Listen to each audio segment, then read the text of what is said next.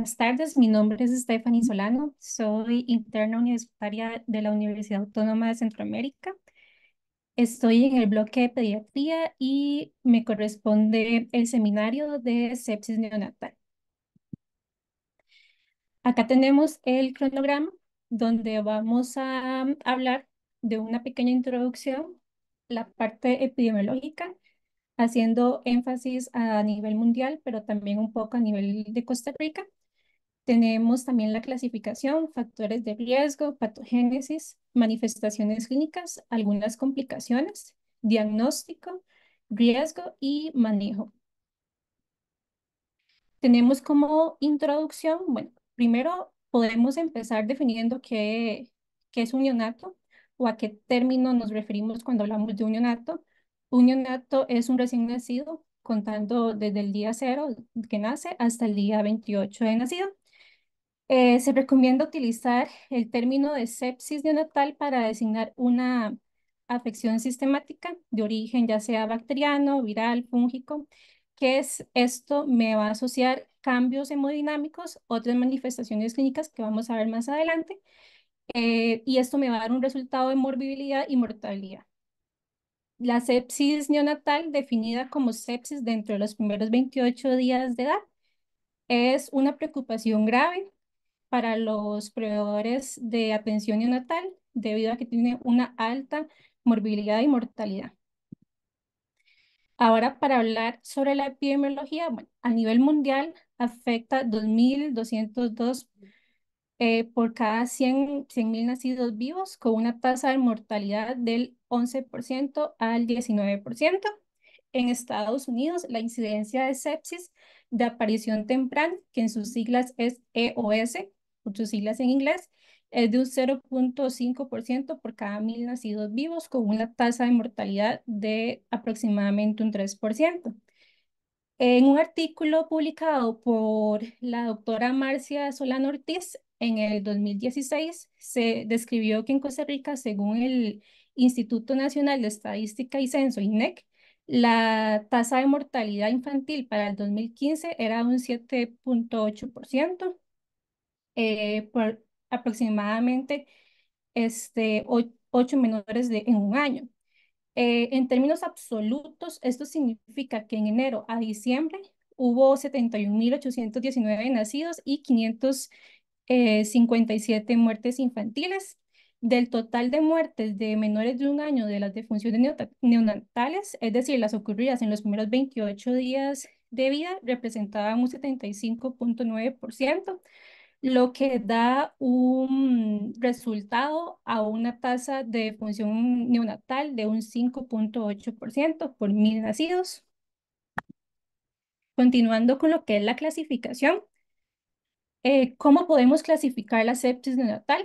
Se recomienda clasificar la sepsis neonatal en sepsis neonatal de aparición temprana y también en tardía. La sepsis neonatal de aparición temprana se presenta en las siguientes 72 horas de vida y ocurre por transmisión vertical de los patógenos. Y la sepsis de aparición tardía tiene varias definiciones, incluyendo infecciones que presentan 72 horas después del parto, que esta va a atribuir a una transmisión horizontal o asociada al cuidado de salud. Y también en otra literatura menciona que la sepsis neonatal se puede clasificar además en sepsis de aparición temprana, ¿verdad? Como ya lo vimos, EOS, pero habla y hace énfasis que ocurre dentro de los primeros 7 días de edad, y la aparición tardía hace énfasis después de los 7 días.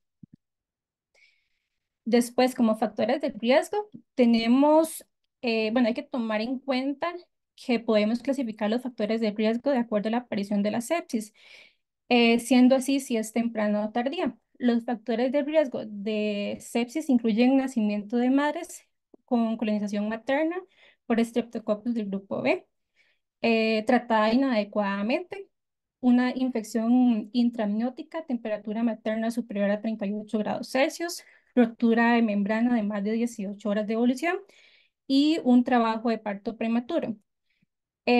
También podemos bueno, se recomienda tener en cuenta los factores de riesgo de sepsis neonatal tardía, ¿verdad? Que podemos mencionar como prematuridad, peso menor a 2.500 gramos, el uso prolongado de más de 7 días de algún ventilador mecánico, algún catéter venoso, alguna nutrición parenteral, alguna sonda nasogástrica permanente, alguna hospitalización prolongada, el uso de esteroides o bloqueadores H2, la exposición previa a antibióticos de amplio espectro.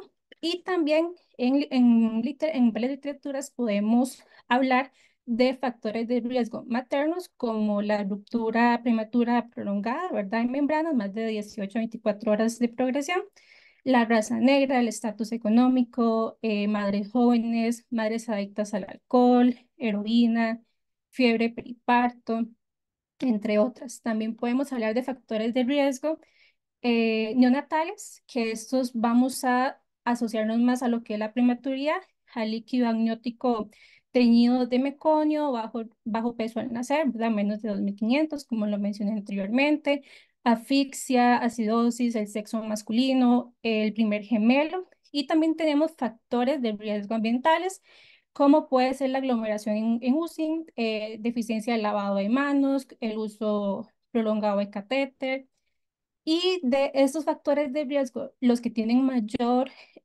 asociación a la sepsis neonatal son la colonización materna del Streptococcus agalactiae, ¿verdad? El grupo B, ruptura prematura de membranas, la ruptura prolongada de membranas, la prematuridad y la corioamniolitis. Ahora, para hablar sobre la patogénesis, cómo se infecta un recién nacido. Las bacterias y los virus se colonizan en el tracto genitourinario materno y luego contaminan el líquido amniótico, la placenta, el feto, las membranas fetales. Las bacterias ascendentes del tracto vaginal inferior representan la mayoría de las infecciones. Sin embargo, las fuentes alternativas identificadas son la infección intraamniótica, que puede ocurrir después de algún procedimiento invasivo como los que mencioné anteriormente. Entonces, tenemos la sepsis de aparición temprana, que en sus siglas, ¿verdad? EOS, que ocurre dentro de los primeros 7 días de edad, y eso va a ser por transmisión vertical. Después tenemos la sepsis de aparición tardía, que en sus siglas es LOS, que ocurre después de los 7 días de edad, perdón. Eh, Se puede adquirir mediante los siguientes mecanismos, por ejemplo, transmisión vertical, eh, que resulta en una colonización neonatal inicial que evoluciona hacia la infección, y la transmisión horizontal por contacto como por proveedores de atención o por fuentes ambientales. Después, para continuar, tenemos lo que es la etiología. Entonces, si hablamos de sepsis severa y temprana, tenemos el Streptococcus agalactiae, ¿verdad? Del grupo B, E. coli, y también tenemos la Listeria monocytogenes.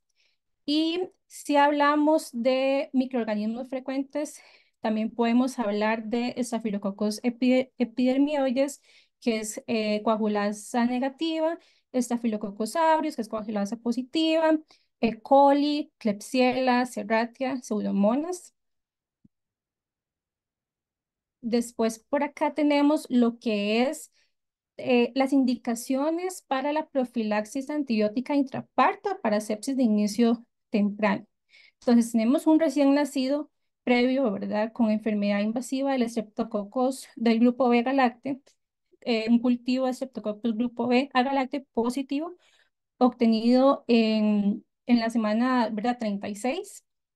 También tenemos una bacteriuria por Staphylococcus del grupo B en cualquier momento del embarazo, y debido a que el Streptococcus del grupo B es la causa más común de sepsis de inicio temprano, vamos a hablar un poco también de lo que es el tamizaje. La colonización de la madre es el principal factor de riesgo, ¿verdad? De infección. Aproximadamente un 30% de las mujeres tienen colonización vaginal, rectal, y el 50% de ellas van a transmitir lo que es la bacteria ABB.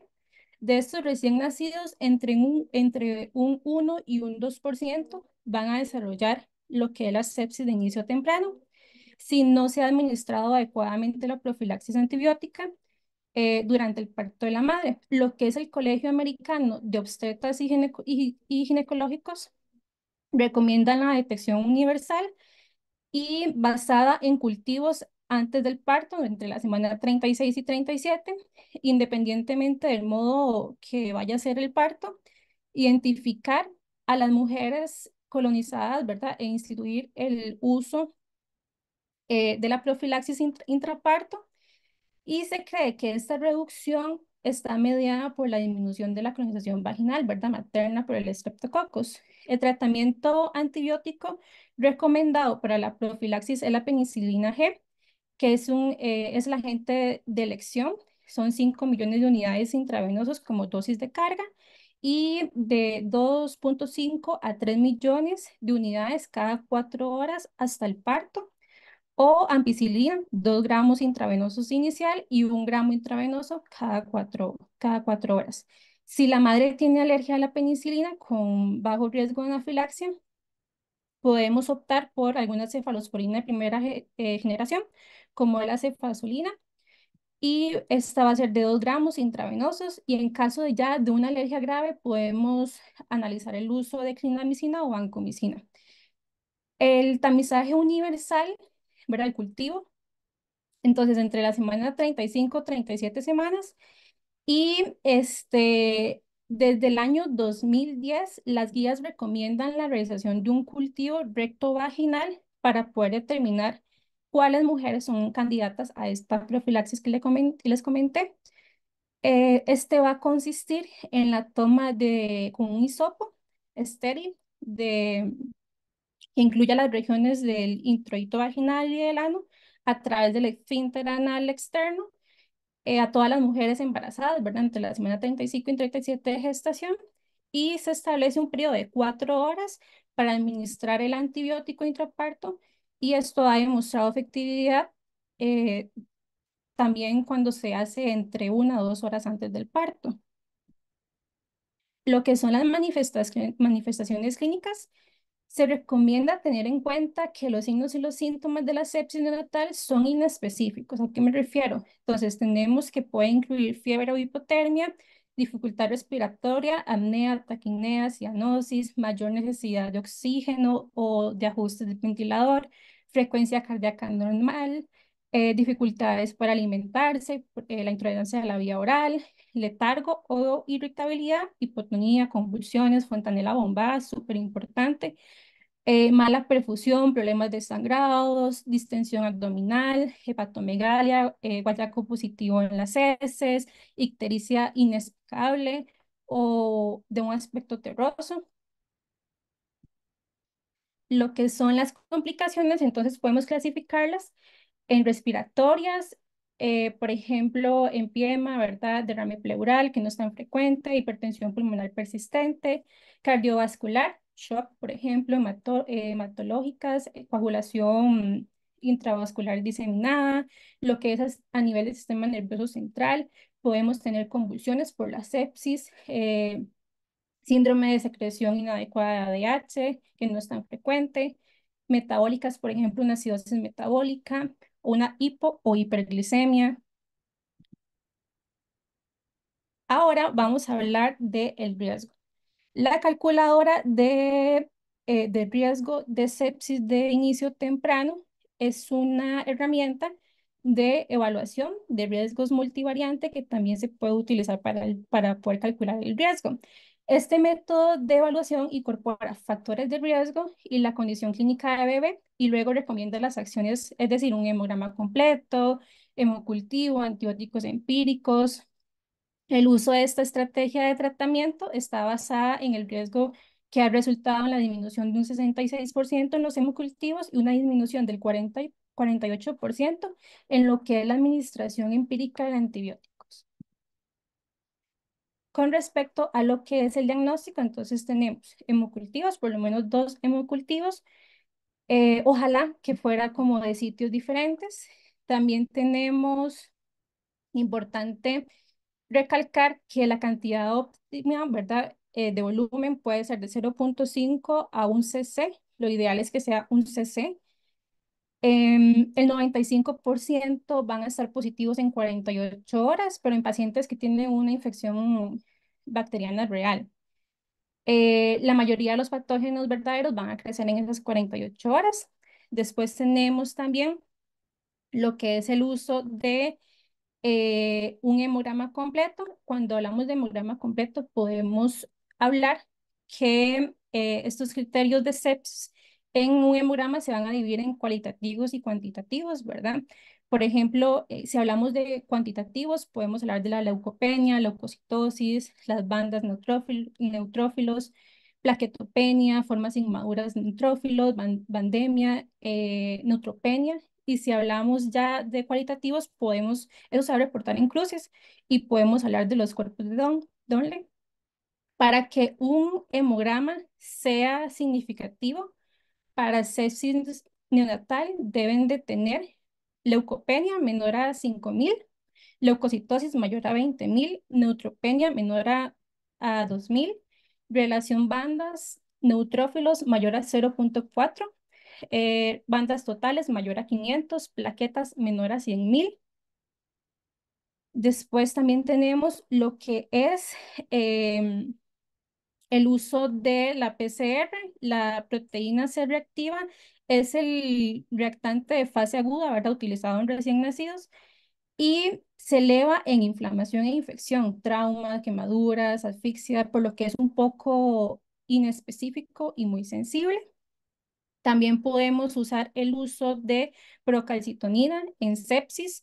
Lo que se recomienda es no usar de forma rutinaria para hacer un diagnóstico de sepsis neonatal, ¿verdad?